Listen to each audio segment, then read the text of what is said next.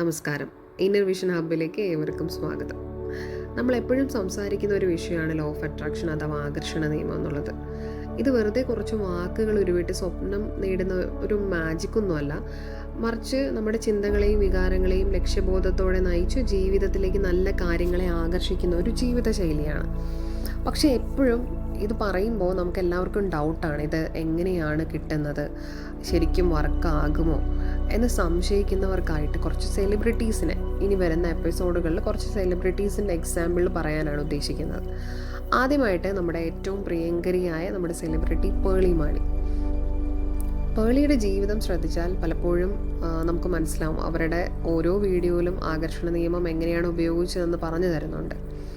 പേളി മാണിയെക്കുറിച്ച് പറയുമ്പോൾ ആദ്യം എന്താ മനസ്സിൽ വരുന്നത്? അവരുടെ ആ ചിരി, അല്ലെങ്കിൽ ആ ഒരു പോസിറ്റീവ് വൈബാണല്ലേ, ആ ഒരു ഊർജം, ആ ഒരു വൈബ്രേഷൻ, ഒരു ഹൈ വൈബ്രേഷനിലുള്ള ഒരാളാണ് പേളി മാണി എന്ന് പറയുന്നത്.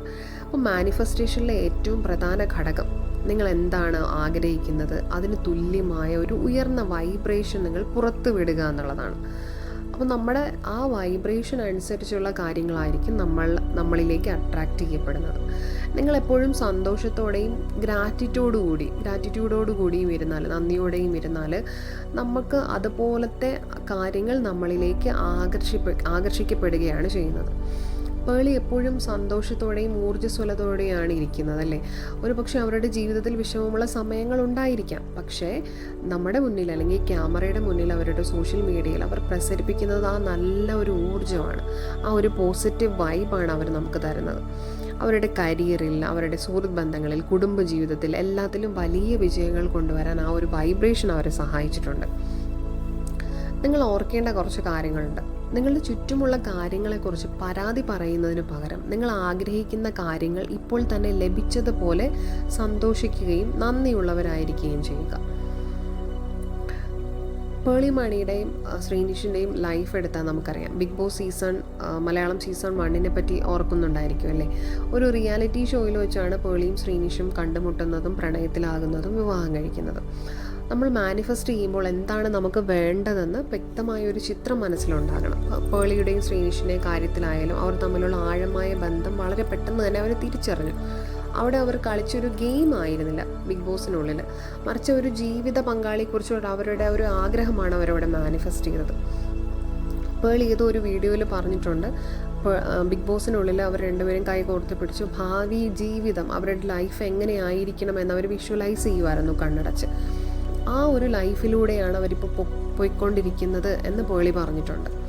ഒരു ലൈഫ് പാർട്ണറെ നമ്മൾ മാനിഫെസ്റ്റ് ചെയ്യുമ്പോൾ അവരുടെ സ്വഭാവം, നിങ്ങൾക്ക് അവരുമായി എങ്ങനെയാണ് തുടരാൻ അല്ലെങ്കിൽ പെരുമാറുന്നത് തുടങ്ങിയ കാര്യങ്ങളിൽ വ്യക്തത വരുത്തണം. പേളിയും ശ്രീനിഷും പരസ്പരം താങ്ങും തണലുമായിരുന്നു. അവർ പുറത്തുവിട്ട ആ ഒരു നമ്മളൊന്നാകണം എന്ന ശക്തമായ വൈബ്രേഷൻ, അല്ലെങ്കിൽ ആ ഒരു ചിന്ത അതിനുള്ള സാഹചര്യങ്ങളെ ആകർഷിക്കുകയാണ് ചെയ്തത്. അവരതിനു വേണ്ടി പ്രവർത്തിക്കുകയും ചെയ്തു. അത് ഇമ്പോർട്ടൻ്റ് ആണ്. പേളിയുടെ യൂട്യൂബ് ചാനൽ നിങ്ങൾ കാണാറുണ്ടെങ്കിൽ നമുക്ക് മനസ്സിലാവും, അടുത്തിടെ ഒരു വീട് വാങ്ങിക്കാൻ, ഒരു ഡ്രീം ഹോം യാഥാർത്ഥ്യമാക്കിയതിനെക്കുറിച്ച് ഒരു വീഡിയോ ചെയ്തിട്ടുണ്ടായിരുന്നു. ഒരു വീട് വയ്ക്കുക എന്നതൊരു വലിയ സ്വപ്നമാണ്. ഇപ്പോൾ കൂടാതെ തന്നെ പേളി മാണി പലപ്പോഴും വിഷൻ ബോർഡ് എന്ന് പറയുന്ന ടെക്നിക്കിനെ കുറിച്ച് പറയാറുണ്ട്. പേളി മാണിക്ക് വിഷൻ ബോർഡ് ഉണ്ട് എന്ന് പറയാറുണ്ട്. അപ്പോൾ അതിലൂടെ നമ്മുടെ സ്വപ്നങ്ങൾ എങ്ങനെ യാഥാർത്ഥ്യമാക്കുക എന്നതിനെക്കുറിച്ചും സംസാരിച്ചിട്ടുണ്ട്. ഒരു വീടിൻ്റെ ചിത്രം, അല്ലെങ്കിൽ അതിൻ്റെ അന്തരീക്ഷം, അവിടെ സന്തോഷത്തോടെ ജീവിക്കുന്നതിൻ്റെ ആ ഒരു ഫീൽ, ഇതെല്ലാം അവർ നിരന്തരമായി മനസ്സിൽ കാണുകയും അതിനുവേണ്ടി പ്രവർത്തിക്കുകയും ചെയ്തിട്ടുണ്ട്. ഈ ആക്ഷൻ ഉണ്ടല്ലോ, പ്രവർത്തിക്കുക എന്നത് മാനിഫെസ്റ്റേഷനിൽ വളരെ പ്രധാനമാണ്. വെറുതെ ഇരുന്ന് നമ്മുടെ സ്വപ്നം കണ്ടാൽ മാത്രം പോരാ. സ്വപ്നം കണ്ട വീട് യാഥാർത്ഥ്യമാക്കാൻ അവർ വേണ്ട പ്ലാനിങ്ങുകളും പരിശ്രമങ്ങളും സംരംഭങ്ങളും ചെയ്തിട്ടുണ്ട്. വിശ്വാസത്തോടെയുള്ള അവരുടെ ആ പ്രവൃത്തിയാണ് അവരുടെ സ്വപ്നത്തെ യാഥാർത്ഥ്യമാക്കിയത്. ഇനി പേളി മാണിയുടെ ലൈഫ് വെച്ചിട്ട് നമുക്ക് എന്തൊക്കെ മനസ്സിലാക്കാമെന്നൊന്ന് നോക്കാം. ആദ്യത്തെ പോയിന്റ്, പോസിറ്റീവായിരിക്കുക. എപ്പോഴും നിങ്ങളുടെ ഊർജം എപ്പോഴും ഹൈ ആയിട്ട് തന്നെ നിലനിർത്തുക, എപ്പോഴും പോസിറ്റീവായിരിക്കുക. 2, വിശ്വാസം നിലനിർത്തുക. നിങ്ങളുടെ സ്വപ്നം യാഥാർത്ഥ്യമാകും എന്ന് നിങ്ങൾ അടിയുറച്ച് വിശ്വസിക്കുക. 3, വ്യക്തതയോടെ ആഗ്രഹിക്കുക. നിങ്ങൾക്ക് എന്താണ് വേണ്ടത് എന്ന് നിങ്ങൾക്ക് തന്നെ ഒരു ഉറപ്പില്ലാതിരിക്കരുത്. നിങ്ങൾക്ക് വേണ്ടത് എന്താണെന്ന് നിങ്ങൾ കൃത്യമായി, നിങ്ങളുടെ ആ ഒരു ആഗ്രഹം അത് കൃത്യമായിരിക്കണം. 4, നന്ദിയുള്ളവരായിരിക്കുക. ലഭിച്ചതിനെക്കുറിച്ചും ഇനി ലഭിക്കാനിരിക്കുന്നതിനെക്കുറിച്ചും നിങ്ങൾ നന്ദിയുള്ളവരായിരിക്കുക. പേളിയെപ്പോലെ നിങ്ങൾക്കും നിങ്ങളുടെ ജീവിതത്തിലെ എല്ലാ സ്വപ്നങ്ങളെയും മാനിഫെസ്റ്റ് ചെയ്യാൻ കഴിയും. അതിനുവേണ്ടി നമ്മൾ ഈ പറയുന്ന കാര്യങ്ങൾ മാത്രം ഒന്ന് ചെയ്താൽ മതി. മുകളിൽ പറഞ്ഞ 4 പോയിന്റുകൾ അത് വളരെ ഇമ്പോർട്ടൻ്റ് ആണ്. നിങ്ങൾ ജീവിതത്തിൽ അതൊന്ന് ഫോളോ ചെയ്ത് നോക്കൂ. പേളി മണിയെപ്പോലെ നമുക്കും ലൈഫിലുള്ള എല്ലാ കാര്യങ്ങളും അച്ചീവ് ചെയ്യാൻ സാധിക്കും. നിങ്ങളുടെ ജീവിതത്തിൽ എന്തെങ്കിലും ഇതുപോലെ മാനിഫെസ്റ്റ് ചെയ്ത് സംഭവിച്ച എന്തെങ്കിലും ഒരു അത്ഭുതങ്ങളുണ്ടെങ്കിൽ താഴെ കമൻറ്റ് ബോക്സിൽ ഒന്ന് രേഖപ്പെടുത്തണേ. മറ്റുള്ളവരും അതൊന്ന് അറിയട്ടെ. ഈ വീഡിയോ ഇഷ്ടമായെങ്കിൽ ലൈക്ക് ചെയ്യുക, നിങ്ങളുടെ സുഹൃത്തുക്കൾക്ക് ഷെയർ ചെയ്യുക.